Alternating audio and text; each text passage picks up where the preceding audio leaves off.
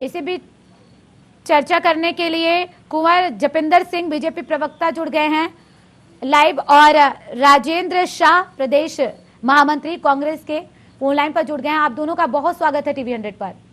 बहुत बहुत धन्यवाद पूजा जी। सबसे पहले जपिंदर जी, मैं आपसे सवाल लेना चाहूंगी, जिस तरीके से ये बयार बह रही है उपचुनाव की, क्या लग रहा है सल्ट से चुनाव जीत पाना आसान होगा, राह आसान है? जी बिल्कुल। और अगर आप सल्ट में एक आम जनमानस का एक आप सर्वेक्षण वहां करा के देखें तो निश्चित तौर पर भाजपा के साथ लोगों की जन भावनाएं हैं और पूर्व की भांति ही सल्ट के अंदर जो भी भाजपा प्रत्याशी उतारे जाएंगे निश्चित तौर पर वो बहुत अच्छी विजय प्राप्त करेंगे और इसमें कोई भी शंका किसी को भी नहीं है। लेकिन कांग्रेस को तो कुछ और लग रहा है। प्रदेश अध्यक्ष की बात कर ली जाए कांग्रेस के, या फिर प्रदेश उपाध्यक्ष की बात कर ली जाए, वो बार बार कह रहे हैं कि कांग्रेस यहां पर जीत हासिल करेगी। देखिए ठीक है, आप सबको अपने मन मुताबिक बयान देने चाहिए, लेकिन जहां जन भावनाओं की बात है और जन आदमी क्या सोचता है, आम आदमी क्या सोचता है, तो निश्चित तौर पर तीरथ सिंह रावत जी को लेके, नई सरकार को लेके प्रदेश के अंदर एक उमंग की लहर है और सभी लोग चाहे वो किसी भी दल से जुड़े थे आज उनका भाजपा के प्रति और माननीय तीरथ सिंह रावत जी के प्रति एक बहुत आशाएं हैं और उन आशाओं को देखते हुए हमें पूरी तरह से यकीन है कि सरकार उन आशाओं पर खरा उतरती रही है, उतरेगी और सल्ट विधानसभा में बहुत अधिक। लेकिन जपिंदर जी इंतजार हो रहा है विजय हासिल करेंगे जी, लेकिन जपिंदर जी इंतजार हो रहा है उम्मीदवार के नाम की बहुत ही बेसब्री के साथ। न सिर्फ सल्ट की जनता जो है वो उम्मीद लगाए बैठी है, बल्कि कांग्रेस को भी बहुत इंतजार है। जी बिल्कुल। देखिए भारतीय जनता पार्टी का जो एक अपना हमारा आंतरिक अनुशासन है और एक आंतरिक जो प्रक्रिया है उसके तहत जो भी उम्मीदवार उतारा जाएगा उस उम्मीदवार के जी माहौल कैसे बदलेगा और जनता के अंदर किस तरह से एक जागरूकता भी आएगी और एक जीत की भावना भी आएगी, तो निश्चित तौर पर बहुत जल्दी ही कोर ग्रुप की मीटिंग हुई है, उसमें नामों के ऊपर चर्चा हुई है। जो भी उपयुक्त नाम होगा, उपयुक्त प्रत्याशी होंगे, उनके नामों की घोषणा होगी और सल्ट के अंदर भारतीय जनता पार्टी पुनः इस उपचुनाव को जीतने जा रही है, इसमें किसी को भी कोई शंका नहीं है। जनता की बात कर रहे हैं हम अपनी पार्टी राजेंद्र जी, जनता की बात कर रहे हैं, जनता की भावना। ठीक है जपिंदर जी, लौटेंगे आपके पास।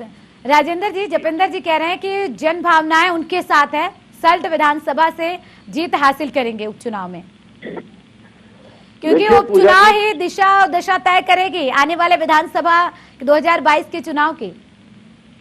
देखिए पूजा जी, पिछली बार 57 की प्रचंड बहुमत की इनकी सरकार थी, बहुत जबरदस्त लहर पूरे प्रदेश में थी, ये आपने भी देखा होगा बाद में जब इनके 57 विधायक जीत के आए। और उसके बावजूद सल्ट में जो स्थिति रही है, मात्र 29 वोटों से जो है 2900 वोटों से ये वहां पर जीत पाई है। कांटे की टक्कर रही है, बहुत कांटे की टक्कर रही है। और उस स्थिति में जब 57 की प्रचंड बहुमत की सरकार इनकी बनी है, तो उस लहर में भी जब वहां के कांग्रेस कार्यकर्ताओं ने उस किले को थामने की पूरी कोशिश की है, भाई 1400-1500 वोटें तो और चाहिए थी, हम जीत जाते। और आज अगर जो ये कह रहे हैं कि वहां लहर है, मेरा बहुत स्पष्ट मानना है कि जिस तरह का 4 साल में निराशा का जो माहौल रहा है पूरे प्रदेश के अंदर और जो वादे इन्होंने किए थे, उन तमाम वादों में से एक भी, चाहे किसानों के कर्ज माफी का सवाल हो, चाहे बहुत हुई महंगाई की मार अब की बार भाजपा सरकार, ये तमाम वादे जो थे इन्होंने एक भी वादा पूरा नहीं किया है। तो इसलिए वहां लोग इंतजार कर रहे हैं और जो कांग्रेस का उम्मीदवार होगा निश्चित तौर पर भाजपा वहां हारने जा रही है। और हमने ये कहा भी है, हमारे प्रभारी ने भी कहा है कि आप क्यों दिक्कत खा रहे हैं, आइए ना मुख्यमंत्री जी लड़े आके सल्ट में, क्या दिक्कत है, क्यों नहीं लड़ रहे मुख्यमंत्री जी सल्ट में, बताइए जी। वो कह रहे हैं कि मुख्यमंत्री वहां से क्यों नहीं लड़ रहे हैं, क्या जो नेतृत्व परिवर्तन हुआ है उससे अब डर रही है बीजेपी? देखिए माननीय मुख्यमंत्री जी को कहां से लड़ना है, ये उत्तराखंड की जनता ने और उत्तराखंड के अंदर पार्टी के नेतृत्व ने तय करना है, केंद्रीय नेतृत्व ने तय करना है, उत्तराखंड की जनता की जन भावनाओं ने तय करना है। कांग्रेस कौन होती है ये तय करने वाली, कि हमारे निर्वर्तमान मुख्यमंत्री जी कहाँ से लड़ेंगे, ये कांग्रेस का मसला नहीं है। और कांग्रेस जिस तरह से जनता को भ्रमित करने का प्रयास कर रही है, आप कह रहे हैं कि आप मात्र 5700 वोटों से वो चुनाव जीते थे, तो जनाब भारतीय जनता पार्टी के प्रति, भारतीय जनता पार्टी के प्रत्याशी के प्रति लोगों का विश्वास था, इसीलिए तो उन्हें जीत दी गई। हमारा वोटर तो नहीं, वो ये कह रहे हैं कि जब बीजेपी की लहर, जपिंदर जी, राजेंद्र जी ये कह रहे हैं कि जब बीजेपी की लहर थी, जब उस दौरान महज 2904 वोटों से जब जीत हासिल की उन्होंने, फिर जो कांटे की टक्कर थी, और अभी तो 4 साल पूरे हो चुके हैं, सरकार ने क्या कुछ काम किया जनता के सामने है, तो फिर ये क्या कांटे की टक्कर नहीं होगी?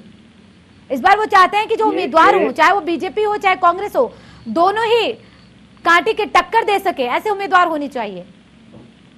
आप बिल्कुल आप ये यकीन रखिए कि ये जीत भाजपा की होने जा रही है। और वर्तमान में जो पिछले 4 वर्षों में जिस तरह से भाजपा सरकार ने प्रदेश के अंदर काम किए हैं और अब वर्तमान में जिस तरह से काम होने जा रहे हैं, तो निश्चित तौर पर ये आप ये यकीन मानिए कि कांग्रेस आज तक अपनी गुटबाजी को लेकर प्रदेश के अंदर चर्चा के केंद्र में रही है। और आज भी ना तो कांग्रेस के पास पहले नेतृत्व था, ना कांग्रेस के पास आज नेतृत्व है। पहले भी कांग्रेस गुटबाजी का शिकार रही है, वर्तमान में भी कांग्रेस गुटबाजी का शिकार है। और ऐसे में कहाँ आप क्या उम्मीद कर सकते हैं कि कांग्रेस के प्रत्याशी को जिताने के बाद वहां पे विकास कार्य हो जाएंगे? जो कांग्रेस प्रदेश स्तर में खुद गुटबाजी का शिकार है, गाए बगाए बयान आते रहते हैं, कांग्रेस के कार्यकर्ताओं में हताशा है। और मैक्सिमम आप यकीन मानिए कि मैक्सिमम कांग्रेस का कार्यकर्ता आज भाजपा के साथ खड़ा हुआ है। ये इसलिए नहीं खड़ा हुआ है कि राजनीतिक तौर से वो तो ये उन्हें कोई अच्छा लग रहा है, ये विचारधारा की लड़ाई है। और जिस तरह से कांग्रेस की विचारधारा ने देश को दूषित करने का, देश को खत्म करने का काम किया है, वहीं दूसरी तरफ पिछले अगर 7 वर्षों की बात करें, राजेंद्र जी, पहले हमारी बात सुने, आप हमारी बात सुन लीजिए, उसके बाद हम आपकी बात सुनेंगे। जी 2014 से माननीय मोदी जी प्रधानमंत्री बने हैं और उनके प्रधानमंत्री बनने के बाद जिस तरह से राष्ट्रीय भावनाओं को लेकर, देश हित की भावना को लेकर और जिस तरह से एक विचारों की राजनीति को लेकर देश का युवा, देश की महिलाएं, देश के बच्चे, देश के छात्र भारतीय जनता पार्टी से प्रभावित हुए हैं, ये कांग्रेस के लिए सबसे बड़ा चिंता। लेकिन जपिंदर जी, जब आप ये कहते हैं कि भारतीय जनता पार्टी से प्रभावित हुए, जपिंदर जी जब आप ये कहते हैं कि भारतीय जनता पार्टी से प्रभावित हुए हैं, प्रधानमंत्री नरेंद्र मोदी से प्रभावित हुए हैं, तो जो ये नेतृत्व परिवर्तन हुआ है ना, उस पर भी सवाल उठ रहे हैं, सुगबुगाहट उठ रही है लगातार। न सिर्फ कांग्रेस बल्कि वहाँ की जनता भी ये सवाल खड़े कर रही है। आप सुनिए, नहीं, आप जनता को कोई भी भ्रमित नहीं कर सकता, बिल्कुल कोई भ्रमित नहीं कर सकता, क्योंकि जनता ही ये जवाब देगी। आप सुन तो लीजिए, आप हमें आप बोलने तो दीजिए ना। जी बिल्कुल। आप देखिए, जनता को ये तो आप मानते हैं कि जनता को कोई भ्रमित नहीं कर सकता। आज हमारे देश का युवा सबसे ज्यादा वोटर है, हमारे देश का युवा वर्ग सबसे बड़ा वोटर के रूप में उभरा है, तो उन्हें कोई भी भ्रमित नहीं कर सकता।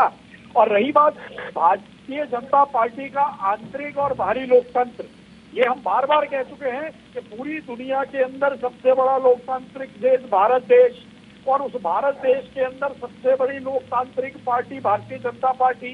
भारतीय जनता पार्टी का प्रत्येक कार्यकर्ता, उसे छोटे से छोटे पद पर बिठाया जाए, बड़े से बड़े पद पर बिठाया जाए, वो शहर से अपनी जिम्मेवारियों और अपने कर्तव्य का निर्वाह करता है। उसी के तहत माननीय मुख्यमंत्री जी बनाए गए तीरथ सिंह रावत जी हमारे प्रदेशाध्यक्ष थे, उन्हें कैबिनेट का दर्जा दिया गया। जो हमारे कैबिनेट मंत्री थे उन्हें आज उचित समझा गया प्रदेशाध्यक्ष बनाना, तो उन्हें प्रदेशाध्यक्ष बनाया गया। ये एक आंतरिक लोकतंत्र का नमूना है, जो नमूना भारतीय जनता पार्टी ने पेश करा है। और कांग्रेस का जिससे कुछ भी वास्ता नहीं है, परिवारवाद, भाई भतीजावाद को लेकर हमेशा में चर्चा रहने वाले दल आज इसीलिए घबरा के बैठे हुए हैं कि भारतीय जनता पार्टी की बढ़ती हुई लोकप्रियता, भारतीय जनता पार्टी के प्रति बढ़ता हुआ लोगों का विश्वास, यही आज देश के अंदर विपक्ष का सबसे बड़ा चिंता का कारण है। ठीक है राजेंद्र जी, आरोप लग रहे हैं कि परिवारवाद की जो राजनीति की गई आप लोग, ठीक है जपिंदर जी ठीक है राजेंद्र जी। पूजा जी पहले तो मैं एक बात इनसे पूछना चाह रहा हूँ। चलिए, आपने कांग्रेस के बारे में बहुत गुणगान कर लिया, हमारे आपस में गुटबाजी है, सब कुछ है, भैया ये 4 साल पूरे भी नहीं होने दिए, त्रिवेंद्र रावत जी को क्यों हटा दिया? क्या घोटाले कर दिए थे, क्या भ्रष्टाचार में लिप्त थे? वो तो कह रहा है वो आंतरिक लोकतंत्र की मजबूती है, वो सबसे बड़ी पार्टी है। ये राजनीतिक दलों में ठीक है जपिंदर जी, ठीक है जपिंदर जी, आपने अपनी बात पूरी कर ली, राजेंद्र जी को अपनी बात पूरी करने दीजिए। जी पूजा जी, मैं आपसे ये कह रहा हूँ कि 9 दिन पहले 4 साल पूरे नहीं होने दिए, कहीं देश में ऐसा होता है कि मुख्यमंत्री हटा दिया जाता है, कहीं ना कहीं कोई दिक्कत कोई परेशानी रही होगी जो हटाया गया, नहीं तो क्या जरूरत थी हटाने की। चलिए मैं इस टॉपिक पे ज्यादा नहीं बोलता, मैं ये कहना चाहता हूँ कि भैया चुनाव के 10 महीने रह गए के ऊपर कुछ बोलने के लिए। हाँ ये बात भी ठीक है आपके पास कि जब जो है लगातार हम कहते रहे कि कुछ बोलने के लिए आप जानते हैं वही आंतरिक लोकतंत्र जपिंदर जी, जपिंदर जी, कांग्रेस ठीक है जपिंदर जी, राजेंद्र जी को सुन लीजिए, वो जब आप बोल रहे थे वो सुन रहे थे शांति से, सुन लीजिए उसके बाद आप बात करेंगे। मुझे भी सुन लो जी ऐसा है, हम 4 साल से कह रहे थे कि त्रिवेंद्र रावत जी कुछ नहीं कर रहे हैं, प्रदेश में कुछ नहीं हो रहा है और लगातार भ्रष्टाचार है। पहली बार हिंदुस्तान के अंदर ये मेरे ख्याल में हुआ होगा कि एक न्यायालय ये आदेश देता है कि इनके खिलाफ सीबीआई मुकदमा दर्ज करे। ये पहली बार हुआ है हिंदुस्तान के इतिहास में, आज तक कभी नहीं हुआ कि कोर्ट कह रहा है कि मुख्यमंत्री के खिलाफ सीबीआई मुकदमा दर्ज करे। खैर ये भी छोड़ दीजिए क्योंकि टॉपिक आपका चुनाव पे है, सल्ट पे, मैं सल्ट पे आना चाहता हूँ। हमारा ये कहना है कि 10 महीने रह गए हैं और इन 10 महीनों में भैया तुम फिर अगर कहीं से किसी को इस्तीफा दिला के चुनाव लड़ाओगे, उस जिले में आचार संहिता लगेगी, उस 2-3 महीने के लिए कार्य प्रभावित होगा। हमारा तो इसलिए कहना है कि आइए ना तीरथ जी, लड़िए, आइए, क्या दिक्कत है आपको? दिक्कत क्या है? आप आइए सल्ट में, स्वागत है आपका, पता लग जाएगा आपको। आपका मुख्यमंत्री डर के भाग रहा है, हालत ये है कि मुख्यमंत्री चुनाव लड़ने से डर रहे हैं सल्ट में। तो इसलिए ये मत कहिए 4 साल में आपने कुछ नहीं किया, किसानों का कर्ज माफ नहीं हुआ, महंगाई 450 का सिलेंडर 900 840 का हो गया है, दाल सब्जी तमाम चीजें लगातार बढ़ती जा रही है, काम कुछ नहीं हुआ है। मुख्यमंत्री जी डर रहे हैं, देख रहे हैं सुरक्षित। वो युवाओं की बात कर रहे हैं जपिंदर जी कि राजेंद्र जी वो युवाओं की बात कर रहे हैं कि जागरूक हो चुके हैं युवा, वाकई में युवा जागरूक हो चुके हैं। जपिंदर जी आएंगे आपके पास। जी सवाल मेरा, जी राजेंद्र जी से सवाल था, आपके पास लौट रही हूँ। जी युवा पूरे उत्तराखंड से लेकर और देश में जागरूक हुए हैं। 2 करोड़ प्रतिवर्ष रोजगार देना था नौजवानों को और आज तक उस हिसाब से 14 और 7 21 हो गए, 7 दूनी 14 करोड़ लोगों को रोजगार मिल जाना चाहिए था। देश में कितना मिला ये आप खुद जानती है। मैं उत्तराखंड की बात करूं, उत्तराखंड में 26 लाख बेरोजगार हो गए हैं। जब से इनकी सरकार आई है तब से जो है 17 लाख बेरोजगार बढ़ गए हैं। रोजगार कार्यालय में अगर नहीं हो तो पंजीकरण करके देख लीजिए, आप पूछ लीजिए क्या किया है तुमने युवाओं के लिए, कुछ किया हो युवाओं के लिए? जपिंदर जी आपने कहा युवा जागरूक हो चुके हैं, वाकई में युवा जागरूक हैं, लेकिन युवाओं के लिए क्या कुछ किया गया है? नौकरियों के लिए, बेरोजगारी के मुद्दे को लेकर किस तरीके से युवा सड़कों पर उतरे, ये आपने भी देखा, हमने भी दिखाया लोगों को। उपनल में लगातार पिछले कई महीनों से उपनल कर्मचारी बैठे हैं। आप तो नौकरी कांग्रेस ने लगाई, तुमने निकाल दिए। फार्मासिस्ट जो है 400 से ज्यादा बेचारे वहां बैठे रहे, एकता बिहार में धरने पर, उनको तुमने निकाल दिया।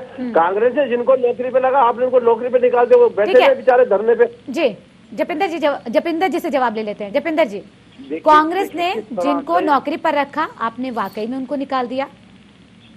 आइए तो हम यहाँ स्पष्ट कर दें किस तरह से आप जानकारियों के अभाव में और किस तरह से जनता को भ्रमित करने का काम करते हैं। यहाँ हम माननीय अपने साथी प्रवक्ता, कांग्रेस के प्रवक्ता, इनके एक संज्ञान में लाना चाहेंगे कि माननीय जब आप ही की सरकार थी और हरीश रावत जी मुख्यमंत्री थे तो 27,000 बच्चों को आपने निकाल दिया था और तब हम ही ने, कुंवर जपेंद्र सिंह ने उन बच्चों को परेड ग्राउंड के पीछे कनक चौक तक 4 दिन 4 रातें वहां गुजारी, उन बच्चों के साथ उस आंदोलन का नेतृत्व करा और उसके बाद ये नतीजा निकला कि उन बच्चों को नहीं निकाला गया, उन बच्चों को दोबारा संविदा पे रखा गया। आप किसे भ्रमित करने का प्रयास कर रहे हैं? आप किसे भ्रमित करने का प्रयास कर रहे हैं कि आपने रोजगार दिया? आपको रोजगार छीनने वाले हैं। आंदोलनों से उन बच्चों का रोजगार बचाया जाए। चलिए, उन्होंने रोजगार छीन लिया इसलिए जनता ने आपको चुना। जपिंदर जी जी और एक मिनट, वर्तमान में भी जपिंदर जी आपने, हम अपनी बात कह दें, क्योंकि वो चीजें पॉइंट रह जाते हैं। अब वर्तमान में भी उपनल के बच्चों की, हमारे उपनल कर्मियों की समस्या थी। माननीय मुख्यमंत्री जी ने उन्हें समय दिया, उनकी बात सुनी और अगले दिन ही देखा कि आपने हमारे विभागीय मंत्री गणेश जोशी जी ने तत्काल घोषणा करी कि भाई उन्हें समान वेतनमान की तैयारियां की जा रही हैं। कोई भी बच्चा निकाला नहीं गया है, कोई भी कर्मी निकाला नहीं गया है और उनके नियमितकरण के ऊपर हम लोग पॉलिसी बनाने जा रहे हैं। तो ये भाजपा का शासन है जहां तुरंत निर्णय लिए जाते हैं। हमारे संज्ञान में आने के बाद हम उन बच्चों को 48 घंटे का समय देके आए थे और 48 घंटों के अंदर ही उनकी माननीय मुख्यमंत्री जी से भेंट भी होती है। लेकिन वो कई दिन तक भूख हड़ताल पर बैठे रहे। एक मिनट जपिंदर जी, उपनल कर्मियों की जो आप बात कर रहे हैं वो कई दिन तक भूख हड़ताल पे बैठे रहे, उसके बाद आप लोग पहुंचे उनके पास। उनको जी ठीक है, जपिंदर जी आएंगे आपके पास। ठीक है राजेंद्र जी से एक छोटा सा कमेंट ले लेते हैं, उसके बाद आपके पास लौटूंगी। राजेंद्र जी सुन ली गई।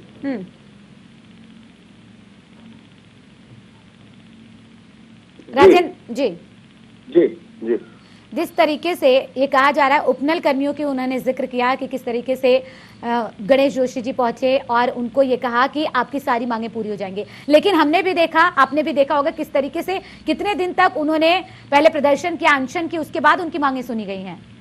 उन्हें तो डर था कि कहीं उनकी नौकरी चली ना जाए। 2016 में उनके खिलाफ सवाल पूछे ना, 2016 में कांग्रेस की सरकार ने उनको बर्खास्त करने के आदेश भी जारी हो गए थे। बिल्कुल, उनको बर्खास्त करने के आदेश भी जारी हो गए थे और यही तो डर उन्हें सता रहा था कि वो आप जाएंगे कहाँ। उन्हें 1 साल के कॉन्ट्रैक्ट पर रखा गया कि कोरोना महामारी के दौरान आप आइए, सेवाएं दीजिए, उसके बाद क्या करेंगे वो। जब जपेंद्र भाई ने ये कहा ना, तो मैं इनको जरा एक बात कह दूं कि जब कांग्रेस की सरकार थी उन्होंने कहा था कि रूटीन से जो 6-7 साल जिनके पूरे हो जाएंगे खुद ही जो है वो पक्के होते जाएंगे। उसके बाद अब आपकी सरकार आई तो आपकी सरकार ने कुछ किया ही नहीं। भाई ये जो बाहर तुमने कर दिए, ये हजारों लोग जो बेचारे इतने बैठे हुए थे, उसके बाद आपने क्या किया? मंत्रिमंडल का गठन हुआ, त्रिवेंद्र जी हटे तब जाके माफी चाहेंगे, तब किया चाहेंगे। आपको बीच में टोक रहे हैं। आपने सिर्फ मुंह जुबानी वादा किया था, आपने लिखित में कुछ नहीं दिया था। और 4 लिखित में हजारों जपेंद्र जी लिखित में है। राजेंद्र जी 1 मिनट लौट रहे हैं आपके पास। जी जी जी अब अपनी बात पूरी कीजिए जबंदर जी। जी हमने आपसे एक रिक्वेस्ट करी थी कि हमारे माननीय कांग्रेस के प्रवक्ता जी से ये तो पूछिए कि जब आपके शासनकाल में 2016 में 27,000 बच्चे निकाल दिए गए थे तो आपने उन्हें आंदोलन के दबाव में वापस तो ले लिया, लेकिन आपने आदेश क्यों नहीं करे? आपने आदेश नहीं करे क्योंकि उन बच्चों को लेके, उपनल को लेके या अन्य कर्मियों को लेके आपकी नीयत कभी से भी साफ नहीं थी, ना होगी।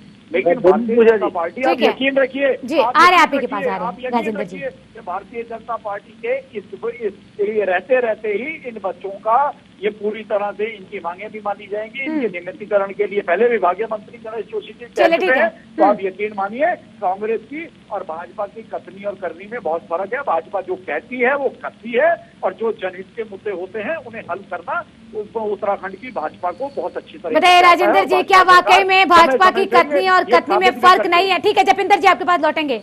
बताइए राजेंद्र जी, वो कह रहे हैं कि हमारी कथनी और करनी में कोई फर्क नहीं है। नहीं कोई फर्क नहीं है। ये जो कहते हैं वो कभी करते नहीं है। बहुत हुई महंगाई की मार, अब की बार भाजपा सरकार। महंगाई के बारे में आप भी जानते हैं, मैं भी जानता हूँ। रोजगार के सवाल पर नौजवानों को इन्होंने बरगलाया कि हम आपको प्रतिवर्ष 2 करोड़ रोजगार देंगे। नौजवानों ने थोक के भाव इन्हें वोट दिया। प्रचंड बहुमत की सरकार, 57 विधायक इनको जिता के दिया। और आज क्या स्थिति है कि 9 दिन पहले, 4 साल पूरे होने से पहले ही जो है त्रिवेंद्र जी को विदा करना पड़ा। और बाकी और तमाम चीजें इस प्रदेश में पहली बार। जपिंदर जी आएंगे आपके पास। देखिए राजेंद्र जी ने आपकी पूरी बात सुनी। जी पूजा जी, पहली बार मुझे बहुत दुख होता है ये कहते हुए कि पहली बार उत्तराखंड के इतिहास में, जब से उत्तराखंड का गठन हुआ, इनकी सरकार में 17 से ज्यादा किसानों ने आत्महत्या की। ये लगातार कहते रहे कि डबल इंजन की सरकार बनाई, हम किसानों का कर्ज माफी करेंगे। किसान इंतजार कर करके एक एक करके गले में फांसी लगा के 17 से ज्यादा किसानों ने आत्महत्या। और पहली बार पूरे दुर्भाग्य का विषय है उत्तराखंड के लिए कि इनकी सरकार में लगातार होती रही। इनके जो मुख्यमंत्री थे वो कहने लगे कि मुख्यमंत्री जी का ये बयान है, ऑथेंटिक बयान है। इस बयान को आप अखबार में आपने देखा होगा। उन्होंने कहा कि मैं इनको मुआवजा नहीं दूंगा जिन्होंने आत्महत्या की, क्योंकि कहीं आत्महत्या फैशन न बन जाए। ये बयान था इनका। तो बताइए इनकी कथनी और करनी में कितना फर्क है, कितना नहीं, ये तो यही जाने। लेकिन मेरा ये कहना है कि कुल मिला के अगर आप में इतना दमखम है तो आइए ना, मुख्यमंत्री लड़ क्यों नहीं रहे भाई सल्ट में? हमारा तो ये कहना है, लड़े ना सल्ट में आके। तो क्या संवेदना का कार्ड खेलना चाह रही है बीजेपी, आप ये कहना चाह रहे हैं? जिस तरीके से जो अभी फिलहाल नामों पर जो चर्चा हुई है, चाहे महेश जीना की बात हो, दिनेश म्हाड़ा की बात हो, यशपाल रावत की बात हो, ये खेलने की कोशिश कर रही है, कुछ नहीं होना कुछ नहीं है। कांग्रेस का उम्मीदवार वहां से बड़ी मजबूती के साथ प्रचंड बहुमत से कांग्रेस से किसे लेकर आप आ रहे हैं उम्मीदवार के रूप में? कांग्रेस में बहुत दमदार नेता हैं, जो पिछली बार हमारी वहां से गंगा पंचोली लड़ी थी, उन्हीं ने इनके पसीने निकाल दिए थे। और हमारे पास और भी मजबूत वहाँ उम्मीदवार है। हमारे वहाँ नौजवान युवा कांग्रेस का तो क्या ये समझा जाए गंगा पंचोली पर एक बार फिर से आप लोग भरोसा जताएंगे? गंगा पंचोली है, विक्रम रावत है, रंजीत सिंह रावत है, हमारे बहुत उम्मीदवार है हमारे वहाँ। उम्मीदवारों की कोई कमी नहीं है, बहुत जल्दी उम्मीदवार का ऐलान हो जाएगा। और देखिए, तमाम कार्यकर्ता और तमाम लोग हमारे वहाँ लगे हुए हैं, बूथ स्तर पर हमारा कार्य चल रहा है। और निश्चित तौर पर इस बार ये जो लगातार जिस तरह की बातें भाजपा कह रही है, इसका जवाब सल्ट की जनता देने के लिए तैयार बैठी है। जपेंद्र जी, जनता जवाब देगी सल्ट के उपचुनाव में? ये इनके हम अपने साथी प्रवक्ता का एक ही जवाब दे सकते हैं कि हाथ कंगन को वारसी क्या, पढ़े लिखे को फारसी क्या। जनता जनार्दन ने पहले भी तय करा है, जनता अब भी तय करेगी। और भारतीय जनता पार्टी के प्रति उत्तराखंड वासियों का और सब विशेष रूप से सल्ट विधान नहीं, आप कौन कौन से कार्यों को लेकर जाएंगे सल्ट विधानसभा में? जनता के बीच में क्या कुछ मुद्दे लेकर आप जाने वाले हैं? आप बताइए कि कौन सा ऐसा सल्ट विधानसभा का कार्य था जो जीना जी ने पूरा नहीं करा, या जीना जी ने जिस तरह से जीना जी ने आ रहे हो राजेंद्र जी आपके पास, जिस तरह से जीना जी ने अपनी विधानसभा के विकास कार्यों को लेकर अपने आप को फना कर दिया, वो सल्ट विधानसभा की जनता भूली नहीं है। वो सल्ट विधानसभा में रहने वाला प्रत्येक निवासी, चाहे वो कोई भी हो, वो ये जानता है और उन्हें पता है कि जीना जी ने किस तरह से अपने विधानसभा के विकास कार्यों को लेकर अपने आप को रात दिन उसमें लगा के रखा। तो आप निश्चिंत रहें, तो उतना ही मजबूत उम्मीदवार इस बार भी होना चाहिए ना। सल्ट विधानसभा में भारतीय जनता पार्टी के प्रत्याशी की जीत सुनिश्चित है और इसका पूरा का पूरा श्रेय सल्ट विधानसभा की जनता को जाएगा, मातृशक्ति को जाएगा, युवाओं को जाएगा, बुजुर्गों को जाएगा, जिन्होंने वहाँ भारतीय जनता पार्टी के कार्यों को देखा है, रहा है। और हम एडवांस में सल्ट विधानसभा के प्रत्येक निवासी को बधाई देना चाहेंगे कि आपने जिस तरह से पहले भारतीय जनता पार्टी पर विश्वास करके भारतीय जनता पार्टी के प्रत्याशी को एक जीत दी है, तो उससे भी बड़ी जीत आप देने का काम करेंगे। और इसके लिए भारतीय जनता पार्टी के सभी प्रत्याशी, सभी कार्यकर्ता आपके हमेशा आभारी रहेंगे। लीजिए, आभार भी जता दिया है राजेंद्र जी। पूजा जी, घाट में मातृशक्ति बैठकर सड़क की मांग कर रही थी, सड़क के चौड़ीकरण की बात कर रही थी, लाठियां मारकर उन मातृशक्ति का सिर फाड़ दिया था। दर्जनों मातृशक्ति को हाथ पांव तोड़ दिए थे। मातृशक्ति कहां से वोट दे देगी तुम्हें? दोषी अधिकारियों के खिलाफ कार्रवाई, दोषी अधिकारियों के खिलाफ पहले ही जांच के आदेश दे दिए गए हैं। आप पहले हाथ पांव तोड़ दोगे और फिर मतलब सिर फोड़ दोगे, फिर जांच करवाओगे। भारतीय जनता पार्टी को बदनाम करने की कोशिश ना करें। दोषी अधिकारियों को यकीन मानिए, कोई भी दोषी अधिकारी उस लाठीचार्ज का बख्शा नहीं जाएगा। माननीय मुख्यमंत्री तीरथ सिंह रावत जी पहले ही बयान दे चुके हैं और ये सल्ट विधानसभा की जनता, लेकिन वो तो कह रहे हैं कि पहले सिर फोड़ के उसके बाद जांच के आदेश दिए गए हैं। हाँ, पहले हाथ पांव तोड़ दीजिए, सिर फोड़ दीजिए, फिर जांच। अरे भैया, सड़क चौड़ीकरण कर देते ना, कांग्रेस ने उसके लिए जियो जारी कर दिया था, टोकन। तो काहे के लिए तुमने सड़क नहीं? एक मिनट जपेंद्र जी, आपके पास लौट रहे हो जी। राजेंद्र जी की बात पूरी होने दीजिए जी। राजेंद्र जी, 4 साल से अब सड़क नहीं बना मैडम। पूजा जी, 4 साल हो गए हैं, घाट के लोग 50 दिन से धरने पर बैठे, तो भाई सड़क बना देते ना, चौड़ीकरण कर देते। मतलब चौड़ीकरण की मांग को लेकर अगर मातृशक्ति बैठी है तो उनपे इस तरह का लाठीचार्ज कहीं होता है? वो वीडियो वायरल हो रही है, जिस तरह से लाठियां चलाई गई, सिर फाड़ा गया, हाथ पांव तोड़े गए, ये माफ नहीं करेंगे उत्तराखंड के लोग। सल्ट ही नहीं, उत्तराखंड में 22 में जो चुनाव हो रहा है उसमें भी भाजपा का सुपड़ा साफ होगा। वो तो सल्ट उपचुनाव से ही साफ हो जाएगी ना तस्वीर, कि आखिर आगे कौन आगे आने वाला है। निश्चित तौर पर बताइए जपेंद्र जी। निश्चित तौर पर देखिए, माननीय मुख्यमंत्री तीरथ, छोटा सा कमेंट 10 सेकंड है आपके पास जी। जी आते ही सबसे पहले उसकी जांच के आदेश करे और किसी भी दोषी अधिकारी को बख्शा नहीं जाएगा।